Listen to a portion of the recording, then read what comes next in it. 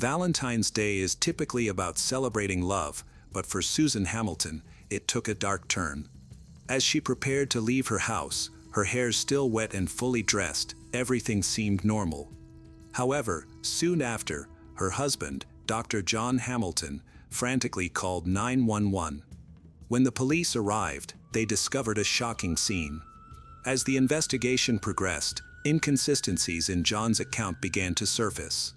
Was this attack random, or was it connected to their home life? In Oklahoma City, a love story unfolded that would eventually surprise the entire community. It all began in 1985 when Susan, a devoted single mother and Christian nurse, met Dr. John Hamilton, a well-respected obstetrician and gynecologist. John, a devoted father, instantly felt a strong connection to Susan's kindness. Susan, in turn, appreciated John's supportive nature. 2 years later, they married in 1987, creating what many viewed as an ideal life together. They settled into a beautiful home in an upscale neighborhood, a testament to the success of John's thriving medical practice. Susan chose to leave her nursing job to focus on their marriage and community involvement, quickly becoming a respected figure in both their church and local community. John and Susan Hamilton appeared to live a perfect life. Their relationship seemed filled with joy. They often enjoyed luxurious vacations and romantic outings together. John was particularly generous, showering Susan with expensive gifts like jewelry, luxury cars, including a Porsche, and designer items that highlighted both their wealth. He was attentive and caring, always striving to make Susan feel cherished. Susan, in turn, loved him just as much. Their marriage lasted over 15 years, during which they experienced both shared achievements and private struggles. Despite not having children together, John had a family from an earlier relationship. They remained committed to one another.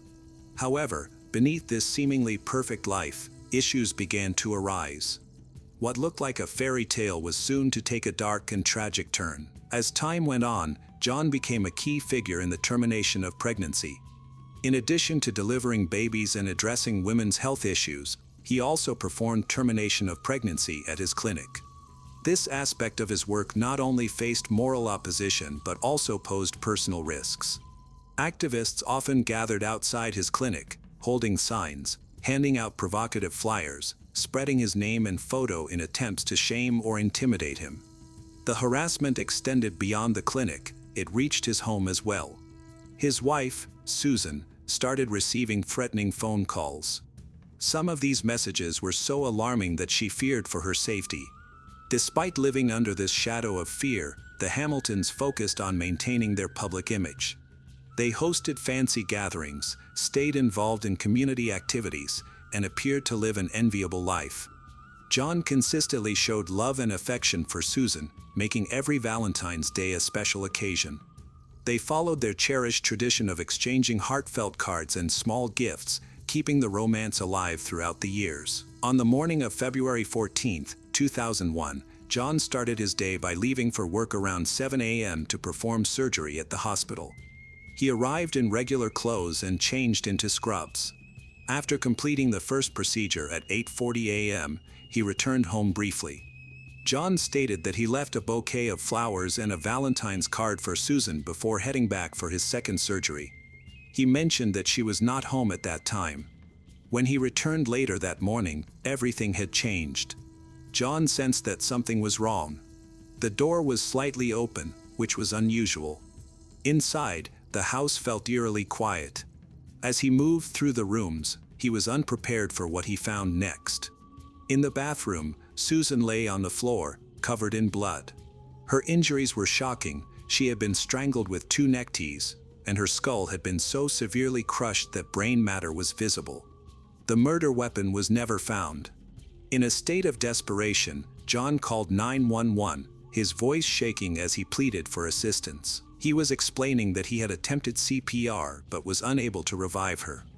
Emergency responders arrived within minutes to a horrifying scene. Blood was splattered everywhere, indicating a violent struggle. This wasn't just a murder, it seemed excessively brutal. The level of violence suggested that whoever did this must have had deep personal animosity towards Susan. But who could act like that about a woman so loved by everyone?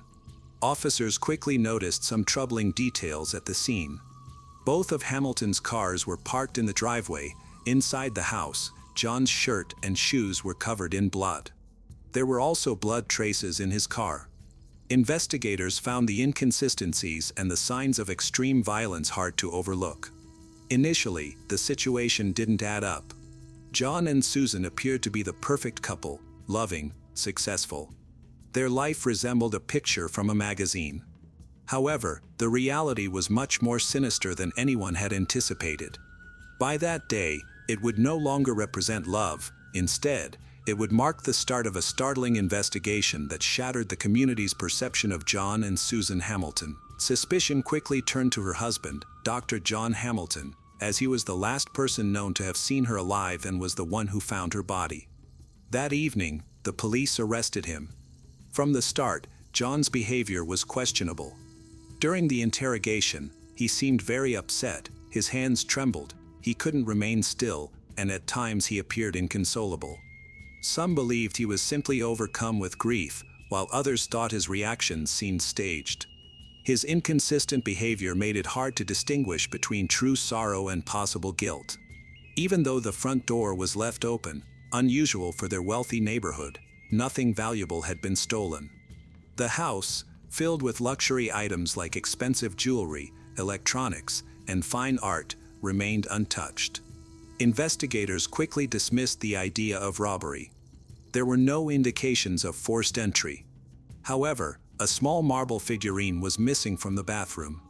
Detectives believed it could have been used to harm Susan, but the figurine was never located. Investigators explored various options due to the lack of a clear motive or external suspects.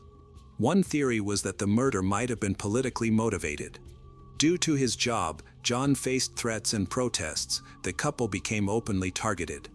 However, there was no concrete evidence connecting the crime to any of the protesters. No eyewitnesses, no signs of forced entry, and no leads to follow. The key discovery was surprisingly personal, a Valentine's Day card. While searching the Hamilton home, police found a card that Susan had written for John. What seemed like a straightforward love note became significant for investigators. The message said, "I obviously bought this before last Monday, so I guess it doesn't seem appropriate now. I still love you, though. Have a good day, Susan." This raised concerns for detectives. What events occurred the previous Monday? Why did she feel the card was no longer suitable? Questions began to arise. The card's tone, which felt conflicted and detached, sharply contrasted with the loving image they showed to others. Soon, rumors of a hidden truth started to emerge. One of Susan's closest friends informed the police that she suspected John was having an affair. This revelation shattered the image of the devoted husband and revealed something much darker. Susan had confided to her daughter that she felt trapped in her marriage. She described her relationship as one-sided, where everything centered around John. He demanded her attention, ignored her feelings, and made her feel invisible. She even admitted to considering leaving him. The seemingly perfect marriage that the public admired was turning out to be a fragile facade. Detectives investigated further, revealing a more concerning situation. Susan found phone records indicating over 60 calls to the same woman, a stripper from a local club. She printed the records and confronted John, who denied any wrongdoing, claiming the woman was simply a hospital patient. However, Susan was skeptical. She confided in a friend about the confrontation and mentioned she was considering divorce, which may have been the breaking point. As the investigation progressed, it became evident that Susan was getting ready to leave a marriage that no longer fulfilled her. John faced the possibility of losing not only his wife but also his reputation, lifestyle, and perhaps his career. By February 14th, the Valentine's Day traditions that once represented lasting love now hid the painful reality of a crumbling relationship. What used to feel like genuine affection, flowers, a card, might have actually been a frantic attempt to salvage something that had already fallen apart behind their lavish facade. The extravagant gifts and polished public image masked a brewing storm. When it finally erupted, it resulted in a chaotic and deeply personal situation that could no longer be overlooked. As the investigation into Susan Hamilton's brutal murder progressed, a more troubling picture of John Hamilton emerged. Behind his polished image and respected career was a man who desperately wanted to protect his reputation. A pending divorce and a public affair threatened to ruin everything he had built. Initially, John denied any romantic relationship with the woman Susan suspected, insisting she was just a patient. However, the truth eventually surfaced. Investigators found that he had been frequently visiting her at the strip club where she worked, and she had given him private dances. Despite the growing evidence, John maintained that nothing physical had happened between them, but this defense seemed weak. One important detail emerged: John had written a letter to the woman, saying he could no longer be her doctor. While it might seem like he was ending their relationship, it raised questions. Was he trying to regain Susan's trust, or was he manipulating the situation to postpone a divorce? To the police, it appeared to be an attempt at damage control. The media found the story intriguing and became heavily involved, sensing there was more beneath the surface. One local news station even sent the 911 call John made to a voice stress analyst. The results were surprising. The analysis showed his voice had very little stress, uncharacteristic for someone who had just found his wife's mutilated body. This indicated that he wasn't panicked or heartbroken, but rather calm and in control, as if he had rehearsed what to say. The inconsistencies continued to unfold. John told emergency responders that he tried to perform CPR, but investigators were doubtful. They noticed there was no blood on his mouth or face. Given the severity of Susan's head injuries, if he had genuinely attempted to resuscitate her, he would likely have been covered in blood. Instead, evidence indicated otherwise. Forensic analysis showed that the blood found on John's shirt and shoes belonged to Susan. Even more incriminating was the discovery of her blood and tissue inside his car, which was much more than initially thought. John claimed he moved his car to give paramedics space, but this explanation fell apart when examined closely. The presence of tissue fragments suggested that Susan had been in the car after she was injured or that John had moved evidence after the murder. The blood pattern found on John's clothing did not support his account of the events. Instead of suggesting he was an innocent bystander trying to help, the evidence indicated he was directly involved in the violence. The investigators' theory was disturbing. In a fit of rage or desperation, John tried to strangle Susan with his ties. When she fought back, he became more violent. He hit her in the head with a blunt object, possibly the missing marble figurine. After she fell, he violently crushed her skull. This was not a random act or a robbery, it was a personal and brutal murder driven by overwhelming anger. Evidence against John was piling up: the affair, blood evidence, stress analysis, the missing figurine, and a motive rooted in ego, pride, and a fear of shame. Their marriage had been troubled long before that tragic day. On the morning of the murder, John returned home after his first surgery, not just to drop off flowers and a Valentine's card as he had claimed, but to confront Susan. The argument that ensued would end their marriage in a horrific way. The timeline shows that Susan was getting ready to leave for a 9:30 a.m. appointment with a friend. She was found not to be wearing clothes, with damp hair. Detectives found an important detail in John's hospital schedule: his second surgery was supposed to start at 9 a.m., but he didn't arrive until 9:38. The staff had even sent someone to search for him because of his delay. During those 30 unexplained minutes, John had the opportunity to commit the murder. He thought he would have more time to clean up, but a sudden call back to the hospital interrupted him. In a panic, he changed out of his blood-stained clothes and returned to work just in time for surgery, appearing calm, focused, and professional as if nothing had happened. Hours later, when he called 911, he acted devastated. However, for investigators, the truth was already starting to come out. The close distance of their home to the hospital was crucial to the case, showing that John could have committed the crime and still returned in time for surgery. More importantly, it ruled out the possibility that someone else had entered the house in the brief window between John's departure and Susan's planned outing. There simply wasn't enough time for another person to commit the crime without being noticed. During the trial preparations, John's defense team decided to hire a blood spatter expert to evaluate the evidence. However, this decision proved to be detrimental for John's case. While testifying, The expert was asked if the prosecution had missed anything important, and he revealed a shocking finding. He had identified blood stains on the inside sleeve of John's shirt that matched patterns consistent with blunt force trauma. Although he was brought in to support the defense, the expert could not ignore the facts. His analysis confirmed the prosecution's suspicions. The blood must have been there at the exact moment Susan was attacked. This revelation dealt a devastating blow to John Hamilton's defense. In the courtroom, the evidence revealed a disturbing story of deliberate anger.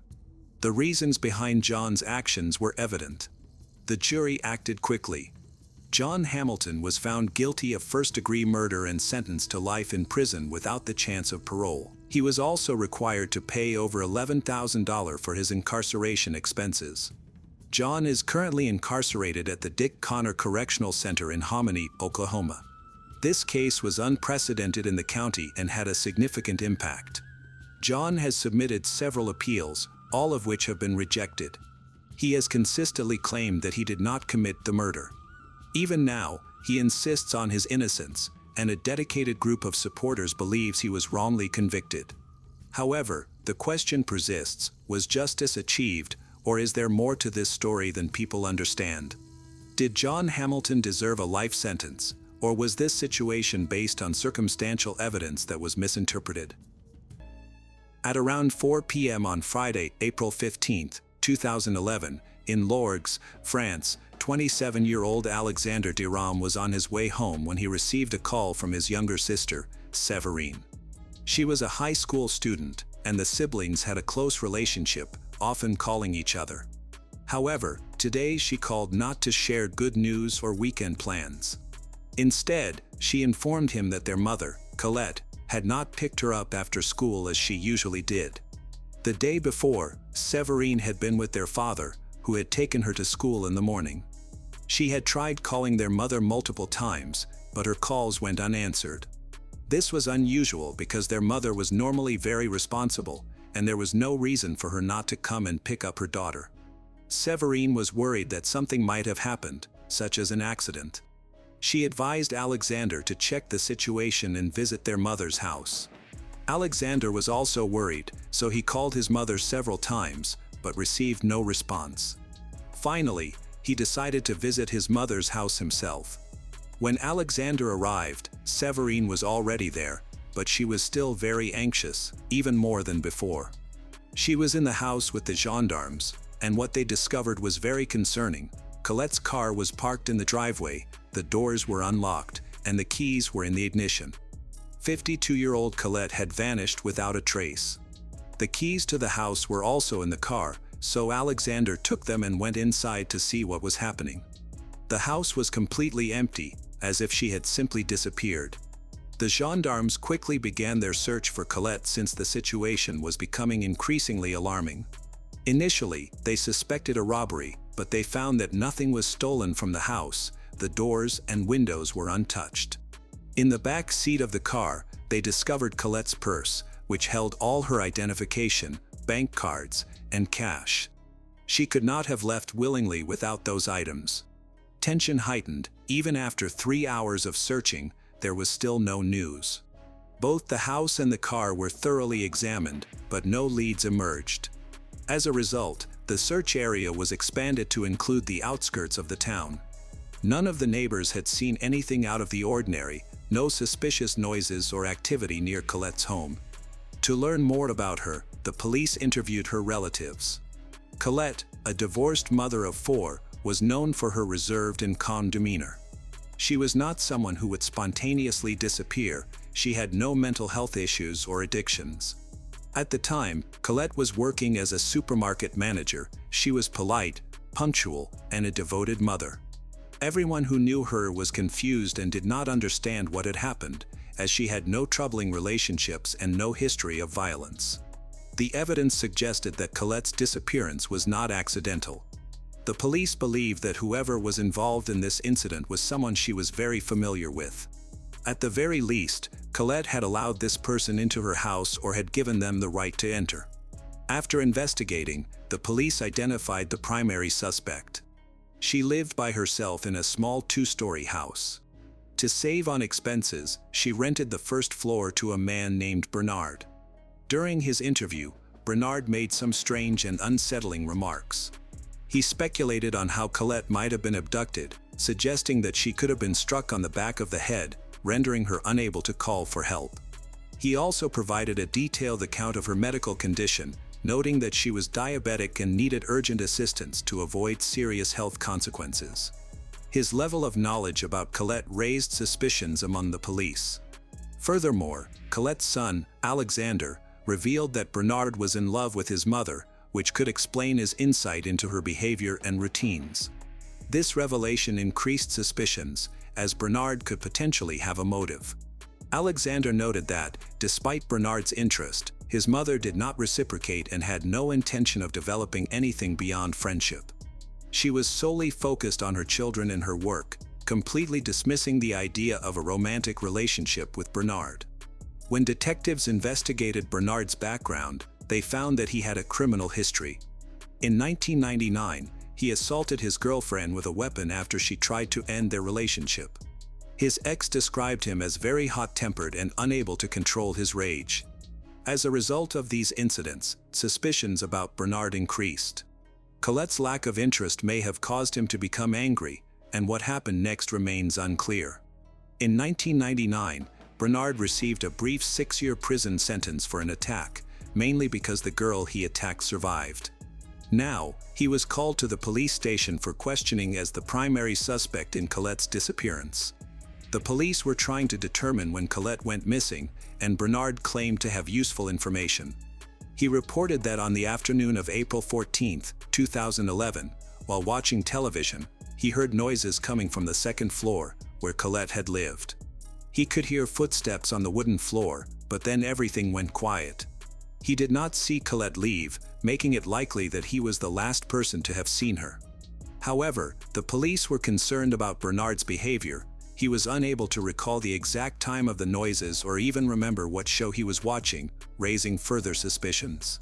Bernard's main problem was that he didn't have a verifiable alibi. However, there was no evidence against him, so the police had to let him go. The next morning, officers came to inspect his house. Bernard greeted them with shouts and was initially unwilling to let them enter. Eventually, he agreed to show them around the first floor of the rented property but continued to make odd comments. Notably, he pointed out a hatch that led to the basement. He remarked that if he had killed someone, he would have hidden the body there, yet he insisted he was innocent and claimed the basement was empty. Upon inspection, there was indeed no one there. Meanwhile, when law enforcement searched Colette's home, they discovered suspicious stains believed to be washed blood, but this could not be confirmed. Despite the lack of evidence, suspicion remained around Bernard. Deciding to keep a close watch on him, the detectives sought to establish the exact time of Colette's disappearance, but clues were scarce. She had been alone for several days with minimal contact with her neighbor until April 15th. Anything could have happened during that time. Investigators began to piece together her movements, partly based on Bernard's statement that he had heard loud noises from the floor above on April 14th, the day before she vanished. As the investigators looked into the case, they realized that no one had seen Colette since April 15th. They managed to locate her friend, who stated that he had last seen Colette on April 14th around 3:30 p.m. at a gathering with mutual friends. He mentioned that after leaving the party, she got into her car intending to drive to Draguignan but planned to stop at home first. This was the only information available and was considered a starting point for the investigation, as more than 40 hours had passed since she went missing. Communicating with Colette's friend helped them determine a rough timeline for when she went missing. In her car, investigators found not only her personal belongings but also her mobile phone.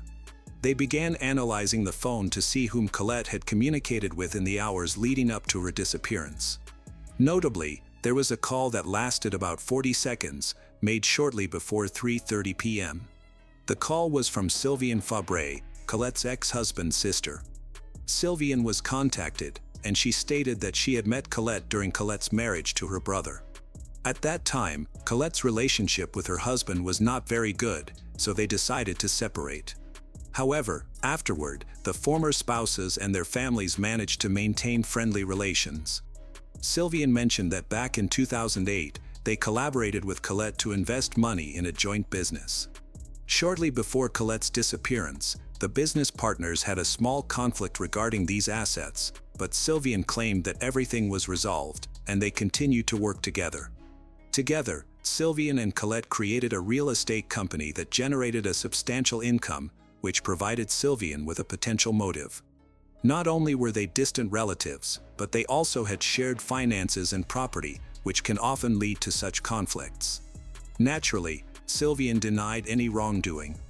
Colette's daughter mentioned that Sylvian often had conflicts regarding their joint activities. They could argue and reconcile several times a day. However, Colette's daughter described all these disputes as minor issues that were resolved quickly. The gendarmes checked Sylvian's schedule for the last few days. She had an alibi confirmed by her son. For almost the entire duration of the investigation, suspicions against Sylvian were not substantiated, and the search operation again hit a dead end.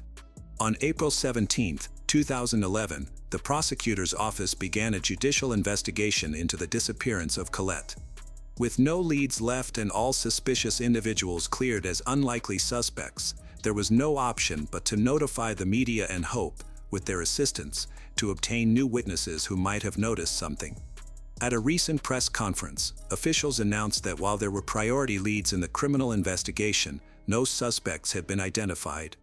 This news sparked significant interest among journalists, as the case could potentially involve themes of business, money, love, or betrayal. Consequently, rumors began circulating about Colette immediately, some of which were quite alarming. Her information, background, and photos quickly became prominent in newspapers and on television. Her children expressed their desire to see her again and shared how difficult her absence was for them. The most concerning aspect was that the critical 48-hour window for finding her alive had already passed, significantly diminishing the chances of a successful rescue. While the prosecutor's office hoped to gather new leads from the public through the media, the police were actively searching the nearby villages. Following the press conference, the search area was widened, and a special investigative unit took over the case. Colette's disappearance began to attract national attention. The media frenzy intensified as they attempted to connect her case with another notorious crime that had recently shaken France. A few days before Colette went missing in early April 2011, 5 members of the Dupont de Ligonnès family, including the wife and 4 children, were found murdered under the terrace of their home in Nantes.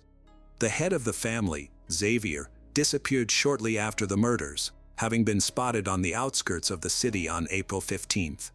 Authorities believe Xavier was responsible for the crime, and he was placed on a nationwide wanted list. Notably, the location of the massacre was only 30 kilometers from Colette's home. The media quickly linked these incidents together. The timing coincided with Colette's likely disappearance, raising the possibility that Xavier kidnapped her. An even stranger coincidence was that the Dupont de Ligonnès family lived in a house that Colette had sold in 1992. Xavier was viewed as a respectable citizen, a devoted husband, and a caring father who was engaged in his community and known for his honesty and fairness. However, it later emerged that Xavier was deep in debt at the time he murdered his family. Just days before the killings, he purchased cement, tools, and 4 bags of lime, suggesting he had a motive and was preparing for the crime. Journalists speculated that Xavier may have had a grudge against Colette, but the reason for his potential revenge remained unclear. Rumors spread quickly, with theories ranging from a fraudulent real estate deal to unrequited love. Others suspected it could be part of a planned escape. Xavier could have taken Colette so they could be together again. Witnesses came forward, claiming they had seen Xavier's car near her home. Some even reported seeing him stop in town on April 14th. Although these accounts seemed unlikely, detectives noticed clear connections between Xavier and Colette. This led them to investigate the possibility that the two had escaped together. Consequently, Colette shifted from being seen as a victim to potentially being viewed as an accomplice in crimes that might have involved Xavier's family. However, friends and family of Colette quickly disputed this theory, asserting that she was not capable of cruelty. As detectives explored new leads that emerged almost daily, they became convinced that there was no romantic or conspiratorial link between Xavier and Colette. They began to feel that the similarities between Xavier and Colette were merely coincidental or tragic coincidences. To definitively eliminate this theory, they decided to examine both Xavier's and Colette's mobile phones. They encountered a challenge. Xavier's phone could not be tracked, and there were no calls or messages from Colette's phone to his. After their investigation, they found no evidence of any contact between the two after the sale of the house. Although the theory regarding Xavier was intriguing, it ultimately consumed valuable police time and resources. 3 weeks after Colette's disappearance, any possible link to Xavier was dismissed. Xavier himself was never found, leaving the French police at an impasse. The case has reached a dead end and will not make any progress until at least May 15, 2011. On this day, about 30 kilometers from Lorgues, 2 tourists were returning from a forest hike and taking photos. While using a remote path to capture some scenic shots, they were hit by a strong, unpleasant smell coming from the side of the path. One of the tourists decided to investigate the source of the odor. As the woman approached a pile of stones, the smell intensified and became unbearable. When she moved one of the stones, she discovered a leg protruding from beneath the rocks. The tourists quickly called the police. Within minutes, gendarmes arrived at the location and found the body of a woman in an advanced state of decomposition, making it difficult to determine her gender. Only her clothing provided a clue. The police attempted to identify the victim but were initially unsuccessful. They took photographs of her clothes, accessories, and jewelry, which were then shown to the families of various women who had gone missing in the area.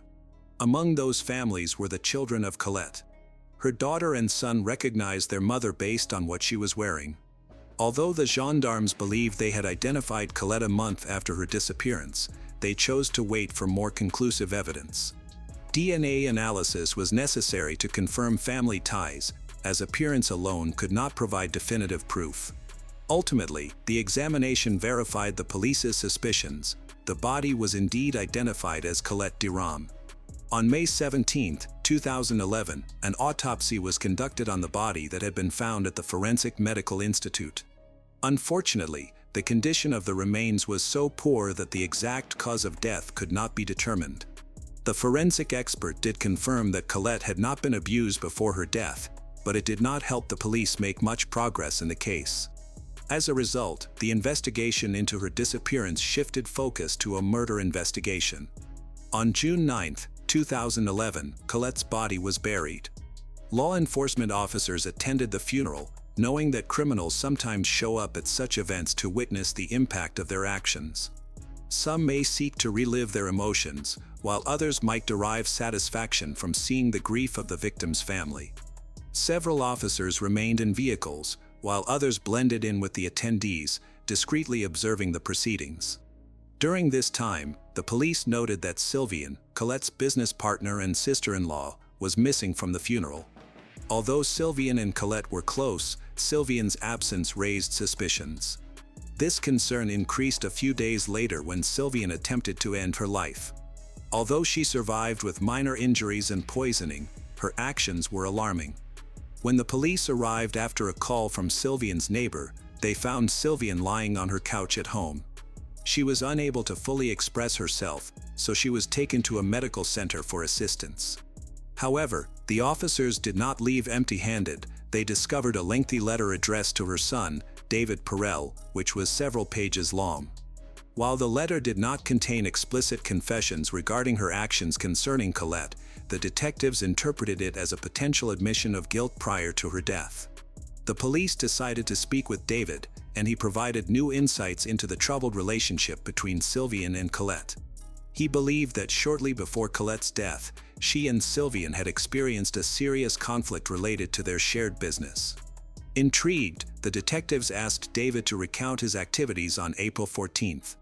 He described the daytime as uneventful, but his account of the evening was much more compelling.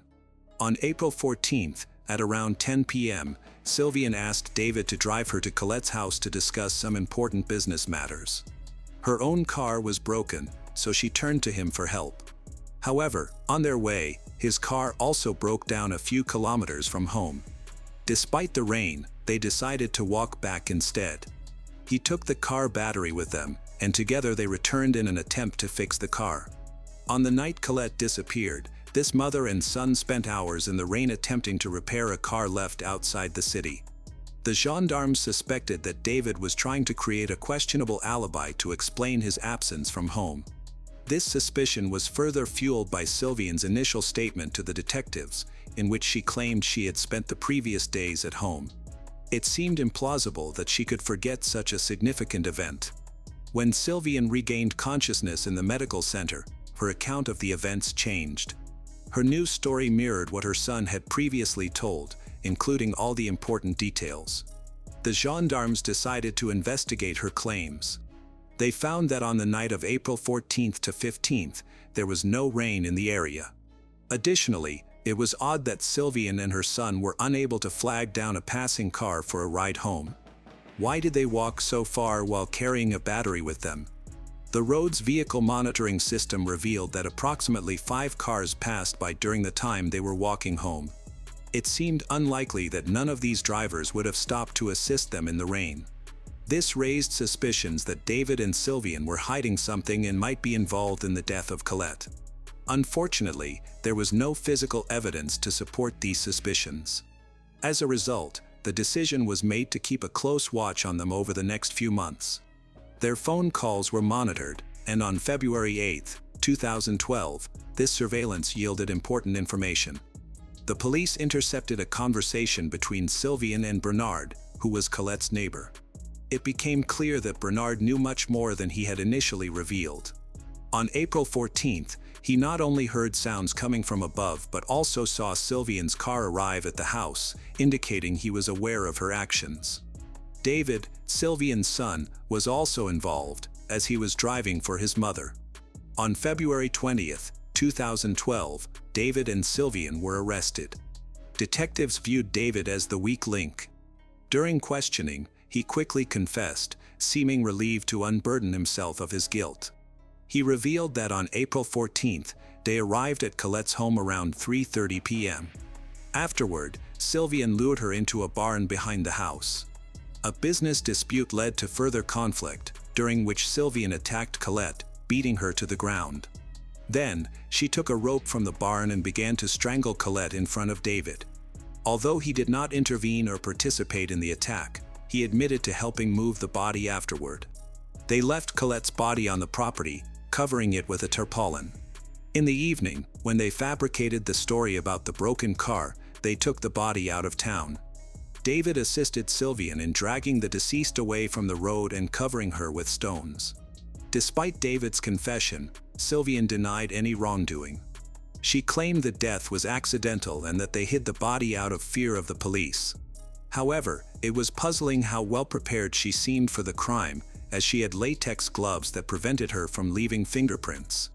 After being detained for 48 hours, Sylvia was charged with murder, while David was released. Though he was viewed as an accomplice, his testimony needed verification, so he remained under judicial supervision. The next step was to determine the motive. It turned out that the motive was linked to financial issues.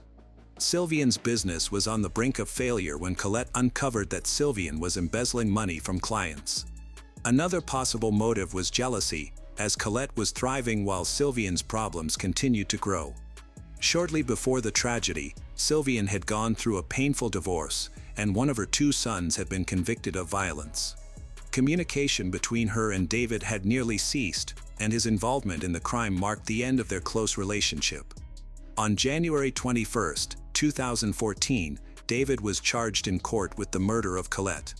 He claimed that he was only an accomplice and that he helped hide the body due to pressure from his mother. Sylvia, his mother, argued that the incident was an act of involuntary manslaughter. She explained that she had lost her temper after a conflict with her business partner, Colette, who was trying to take everything from her. Facing life in prison, Sylvia sought to downplay her guilt. The prosecutor's office looked into the role of the tenant, Bernard. Although he witnessed the conflict between Sylvia and Colette, he did not report it because he feared Sylvia. Ultimately, He testified as a witness for the prosecution. On January 23, 2014, the jury found Sylviane Fabre guilty of manslaughter, sentencing her to 30 years in prison. Bernard was acquitted, and David Perel received a 3-year suspended sentence. Over the years, Colette's children struggled to understand what had happened in that barn with their mother. Despite the complicated trial, they felt uncertain that the entire truth had been uncovered. They were unhappy with the court's verdict, believing that Sylviane had committed premeditated murder but had received a lenient sentence. Additionally, they felt Bernard was more involved than he had admitted and had evaded responsibility for the crime. The case of Colette Durand is a tragic and mysterious story that leaves many unanswered questions for her family and the community. Colette, a devoted mother, suddenly disappeared, leading to a lengthy investigation filled with suspicions of love, money, and betrayal. Ultimately, the truth was revealed through David's confession and Sylviane's sentencing, but was justice truly served? Bernard, the neighbor with a murky past, remains a significant question mark as he evades all charges. For Colette's children, the pain lies not only in losing their mother but also in the feeling that the secrets surrounding their mother's death may be buried forever. Hello, true crime enthusiasts. Today, we will investigate another intriguing case, the case of Michael Wayne Jones. In 2019, the Jones family lived in a house next to Highway 27 in Summerfield, Florida, which is located in Marion County. The family included Father Michael, Mother Cassie, and their 4 children, Cameron, Preston, Mercalli, and Ayanna, who were between 1 and 10 years old. Cameron and Preston are Cassie's children from a previous relationship, while Mercalli and Ayanna are Michael's biological children. Michael was born on May 1, 1981 and grew up in Vermont. He had a difficult childhood marked by a poor upbringing and abuse from his father. Although his father was eventually imprisoned, his mother began a new relationship with a man who was just as abusive. When he grew up, Michael joined the United States Marine Corps as a medic. During this time, he met his first wife and became a family man, having 3 children with her. After several years of working, Michael's wife helped him get a job at a local veterinary clinic. It was there that he discovered his passion for managing a veterinary practice. During this time, he met Cassie, who had a very different background. Cassie was born on December 23, 1986, into a loving family with parents named Nikki and David, who provided her with a good upbringing. After graduating from high school, she moved to Florida in 2009. Cassie began her career in dog grooming, starting as a groomer and later becoming a veterinary technician. Friends described her as an amazing, kind, and caring person who would readily help others. Cassie and Michael first met at the veterinary clinic, which led to a significant change in their lives. Michael had a troubled past. In 2015, he was arrested for burglary after stealing money, computer equipment, and a firearm from the veterinary clinic where he worked alongside Cassie. Despite this, Cassie forgave him and supported him during this challenging period, even when he fled to New Mexico to escape arrest. Their professional relationship developed into a friendship and eventually blossomed into a romantic relationship. This prompted both of them to leave their previous partners and start a new family together. Michael became a stepfather to Cassie's 2 children, while leaving his own children with his ex-wife. Michael and Cassie welcomed their own children in December 2016 and August 2018. After marrying on Halloween in 2017, the family moved into a 2-bedroom, 2-bathroom trailer in Summerfield, Florida. Although the space was limited for their family of 6, they were happy together and found the rent affordable. Cassie was a dedicated mother who prioritized her children's growth and happiness. To capture joyful moments, she created a YouTube channel to share memorable photos and videos of her children as they grew. Many of these videos showed Michael playing with his daughters, having fun with Cassie, and enjoying weekends together. He appeared calm and generally content with his life. In those moments, Kase's laughter rang out, suggesting that their life seemed carefree and joyful. On July 10, 2019, the seemingly perfect life of Kase began to unravel. Her friends noticed something was wrong when she stopped responding to their calls and went silent. When she eventually sent messages on social media, her friends became concerned because the messages didn't match her usual tone. The first person Kase cut off contact with was her ex-husband, Richard Bowers, who is also the father of her sons, Preston and Cameron. On July 27, when Richard went to pick up his boys for a scheduled visit, he noticed Kase wasn't home. When he asked Michael, who was at the house, about her, he was told she was out of town. Since Richard and Kase had previously agreed that she wanted distance, he left with their children without any concerns. On August 1, Kase's mother, Nikki, received a strange message from an unknown number, asking if she could care for Kase's daughters, Mercali and Ayana, for a couple of weeks. Nikki agreed, but she never saw her daughter again. When Michael dropped off the children at Nikki's house, it felt unusual to her that he was the only one delivering them, especially since she hadn't heard from Kase in over 3 weeks. At this time, Michael stayed home and cared for his first 2 children with his previous wife, Sarah. On August 11, the children returned home with Sarah, while Cameron and Preston remained with Michael. Weeks went by without anyone seeing or hearing from Kase, and Michael took care of all the household chores. The situation became more concerning when it was noticed that Preston and Cameron were also missing. During this time, Michael listed twin mattresses for sale, and buyers from a nearby area expressed interest. On August 17, the buyers arrived at Michael's residence to pick up the mattresses, but the encounter was not normal. The mattresses smelled of death and Michael acted strangely, leading to a failed sale. On August 22, Richard, the biological father of Preston and Cameron, congratulated his son on his birthday, but received no response. A few days later, Kase's other children, Mercali and Ayana, also stopped communicating. Amid these unsettling incidents, the Michael family received an eviction notice, requiring them to vacate their rental property within 2 weeks. Soon after, Hurricane Dorian made landfall in Florida and surrounding areas. The storm was so strong that it was classified as a Category 5 hurricane and is considered the strongest hurricane to have ever made landfall in the northwestern Bahamas in recorded history. A state of emergency was declared across Florida, prompting many to seek shelter or evacuate. Michael was one of those who left the area, heading north to stay with his ex-wife, Sarah, and their children. Although Michael stayed for 10 days, Sarah never saw him contact Kase or the children. While she didn't approve of this, she was aware that Michael and Kase were experiencing problems, so she didn't intervene. After the hurricane passed and the Michael family remained away from home, neighbors reported a terrible smell emanating from their house.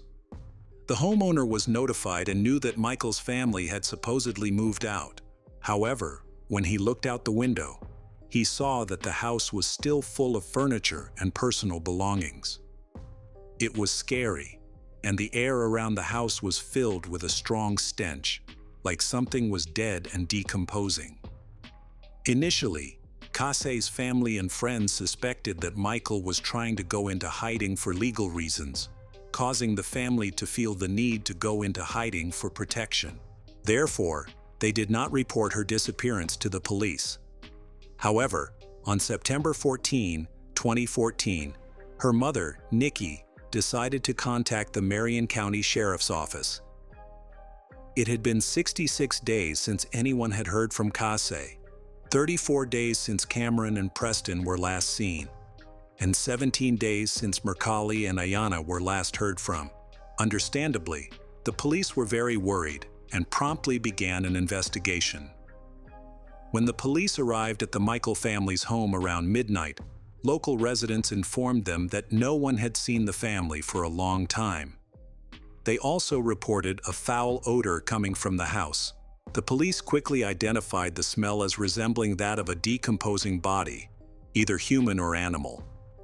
Additionally, the house appeared empty but very clean, as if it had been recently tidied up. Some floorboards looked brand new, but one board had noticeable red stains. This evidence prompted the authorities to launch an investigation in search of the Michael family, but their efforts were unsuccessful. The case took a dramatic turn when, on that same day, Brandley County, Georgia, police received a disturbing report from Summerfield, located 170 miles north of the Michael family's home. Michael had crashed the family car into a concrete sewer tunnel. Although he escaped uninjured, his car was damaged beyond repair. When the police arrived, they detected a strong, repulsive odor and asked Michael about it. He reluctantly confessed to the situation. Upon searching the car, the police discovered the decomposing body of his wife, Casey. Additionally, Michael indicated where he had buried the bodies of his children. Michael was quickly arrested, and after he revealed to authorities the location of his children's burial in the woods near Highway 301 in Charlton County, a search was initiated. Investigators discovered a patch of freshly disturbed soil, and to their horror, they uncovered the bodies of Cameron, Preston, Mercalli, and Ayanna. The news shocked the relatives and friends of the Casey family. Richard lost 2 sons and his ex-wife due to her relationship with Michael, while Nikki had to endure the heartbreaking task of burying her daughter and 4 grandchildren. Michael's actions had a lasting impact on the mental health of many people. One of those affected was Michael's ex-wife, Sarah. Her children had stayed at Michael's house several times after he killed Casey and were under the watch of their father, the killer. Additionally, Michael sought refuge from a hurricane at Sarah's home for several days, meaning her children were living close to him during that time. Given the brutality of Michael's actions, it is alarming to consider that he might have harmed Sarah and their other children. Fortunately, he did not, which meant that Sarah and her children were incredibly lucky. After his arrest, Michael cooperated during interrogations. He calmly answered questions without trying to mislead the police and even expressed gratitude for being caught, admitting that he felt he couldn't do anything right. He explained that his actions stemmed from a heated argument with Casey after she accused him of having an affair. Michael described how Casey lost control when she confronted him with a baseball bat and struck him. In a fit of rage, he took the bat from her and hit her several times on the head, continuing until he believed she was dead. He then placed her body in a plastic bag and hid it in a closet, cleaning up any visible blood. During this time, their 4 children were asleep in the house. Following Casey's death, Michael began fabricating stories to cover up what he had done. For weeks, he used Casey's phone to send messages to friends and family, pretending she was still alive. On August 10, 31 days after killing Casey, he decided to murder her 2 sons. He strangled Cameron and then, the following night, used zip ties to strangle Preston. As time went on, the hot and humid weather caused a serious issue. The bodies began to decompose. To mask the smell, Michael tried using cat litter, but it was ineffective.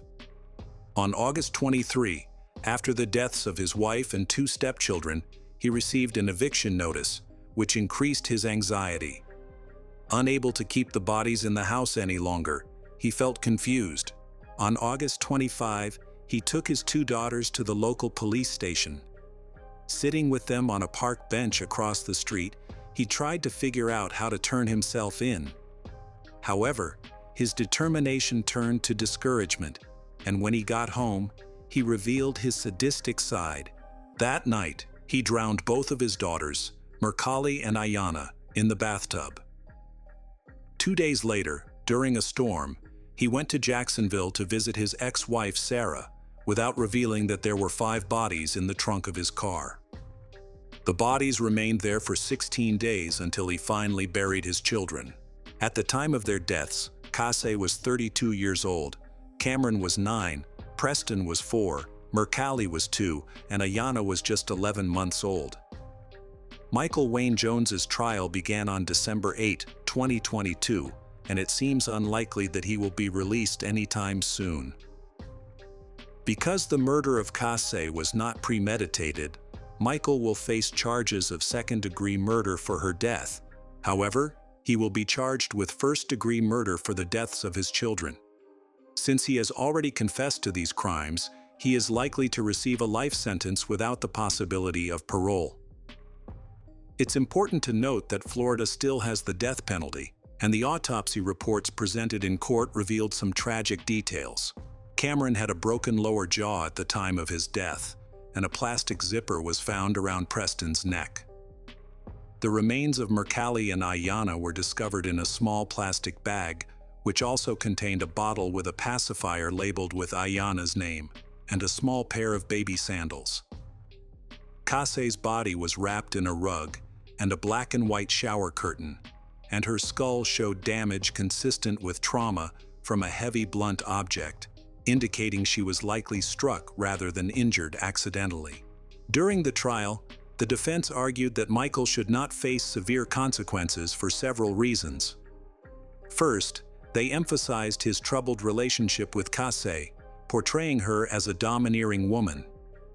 Second, they noted that Michael had used various banned substances during the incidents. Lastly, they shared his mental health history, which was rooted in a difficult childhood marked by physical abuse from his father and stepfather. Michael displayed unusual behaviors, such as hitting his head against walls and floors to quiet the voices in his head. It's important to mention that Casey was not entirely innocent in their relationship. Her sister described her as stubborn, aggressive, and at times cruel. Michael stated that he was frequently bullied by Casey, which added to his stress. He also claimed that the actions he took against the children were meant to keep them together with their mother, as he believed they should not be separated. The doctor and clinical psychologist found evidence that Michael came from a dysfunctional family, marked by mental and physical abuse. Despite this, the prosecution showed no mercy. However, all 5 murders occurred within 49 days, indicating that Michael had ample time to regain control of his emotions. Instead, he acted with cold calculation throughout the entire incident. Michael lied many times, such as using Casey's phone to fool many people, including Sarah, and even asking her to give a false alibi. During the trial, his ex-wife Sarah said she wanted them to hang him and end it all because she thought he didn't deserve to live another day. In Florida, Michael Wayne Jones has been convicted of first-degree murder, and if the jury agrees, he could face the death penalty. The final decision rests with Judge Circuit Anthony Tatti, who has not yet scheduled a sentencing date. However, given the circumstances, the judge is expected to render a fair judgment, whether that means sentencing Michael to death or not. His actions place him among criminals deserving of the harshest punishment. Killing your wife is horrific and unforgivable, but taking the lives of 4 innocent children is so appalling that it is almost unimaginable. During Michael's trial, Casey's sister shared the deep pain she feels over the loss of her younger sister and nephews. She eventually had to leave her job because seeing the children's clothes in the store brought her to tears. Following a nervous breakdown, she was unable to get out of bed for 6 months. The thought that her nephews and niece will never graduate, marry, or have children of their own is a constant source of torment for her, often feeling overwhelming. She believes Michael deserves the verdict the jury reached, and she hopes the judge will uphold it. On Friday, April 28, 2023, at a hearing at the Marion County Judicial Center in Ocala, Judge Anthony Tatti sentenced Michael Wayne Jones to death for the murders of 4 children. He was also credited with life in prison for the death of his wife, and was given credit for 1,322 days already served while awaiting the resolution of these cases.